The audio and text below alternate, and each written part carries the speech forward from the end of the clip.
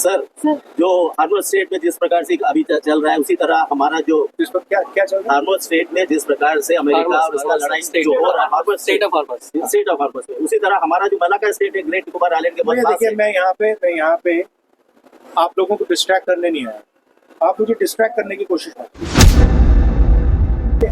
मैं यहाँ पे निकोबार आइलैंड में जो हो रहा है, अंडमान में जो हो रहा है उसकी बात करना चाहता हूँ। मुझे यहाँ पे हॉर्मूज स्ट्रेट पे बोलने की कोई जरूरत नहीं है।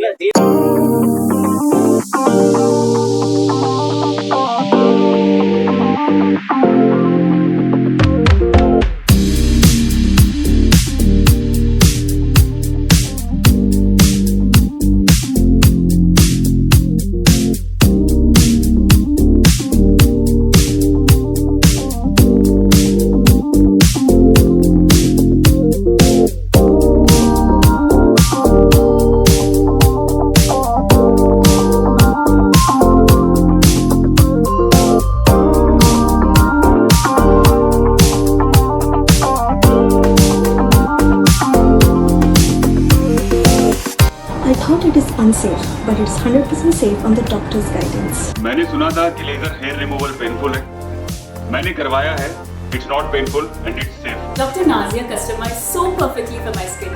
No bumps, no marks. It's not just hair gone, it's my confidence back. Honestly, I was super skeptical about hair laser removal, but the procedure was so smooth, so quick, and of course not painful at all. And like, I'm glad I did this. You guys should try it, like for sure. I wish I had done this earlier. और vaccine appointments की ज़रूरत ही नहीं है. No more pain. Surprisingly, I didn't know that being this smooth can be so easy. Party या बीच outfit की मुझे tension ही नहीं है. I can go easily anywhere. Thank you, Dr. Nazia.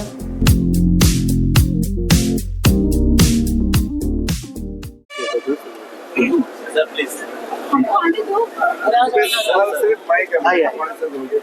नमस्कार सर ग्रेट निकोबार प्रोजेक्ट के बारे में सर अभी आपका क्या व्यू है, क्योंकि आप वहाँ पर जाकर आए हैं। आपका बच्चा भी इंटरव्यू ले रहा है आज? एक्चुअली हस्बैंड आज पुणे गए थे, तो अच्छा। सीधे घर में जो खराब हो गया। क्या नाम है? इफ्तिशा। हाँ, कुछ दिन पहले एक डेलीगेशन आया था अंडमान निकोबार से। काफ़ी शिकायतें थी उनकी और उन्होंने मुझे यहाँ इनवाइट किया था, तो मैं यहाँ अंडमान आया, निकोबार गया और अभी निकोबार से वापस आया। सरकार ने पूरी कोशिश की कि मैं निकोबार ना जा पाऊँ। वो पता नहीं क्या छुपाना चाह रहे थे। पहुँचने पे पता लगा 160 किलोमीटर ज़मीन, शायद दुनिया के सबसे डेंस रेन फॉरेस्ट, लाखों करोड़ों रुपए के पेड़ वहां पे काटे जा रहे हैं।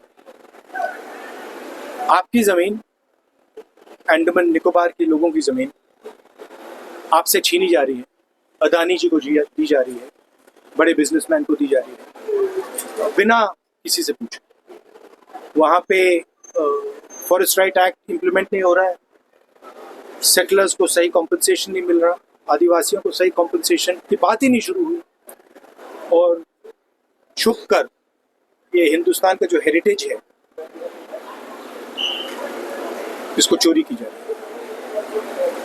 है। तो हम परसेप्शन बदलने की कोशिश करेंगे, देश के लोगों को बताएंगे कि यहाँ क्या हो रहा है, और जो निकोबार आइलैंड, अंडमान आइलैंड के जो लोग हैं उनकी थोड़ी रक्षा करने की कोशिश करें। सर ग्रेट निकोबार का अलावा क्या क्या मुद्दा आपने नोट किया अंडमान निकोबार में जो आपने पानी का? यहाँ पे अंडमान में पानी की इशू है। मेरे अपने भाषण में बोला पानी की इशू है।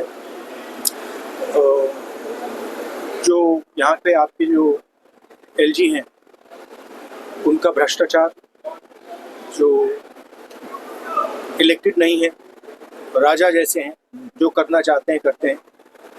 नाम लोग भवन दिए रखा है घर का, सुना है, ऑफिस का, मगर मिलते नहीं है किसी से। तो जनता की सुनवाई होनी चाहिए, जनता की रिस्पेक्ट होनी चाहिए।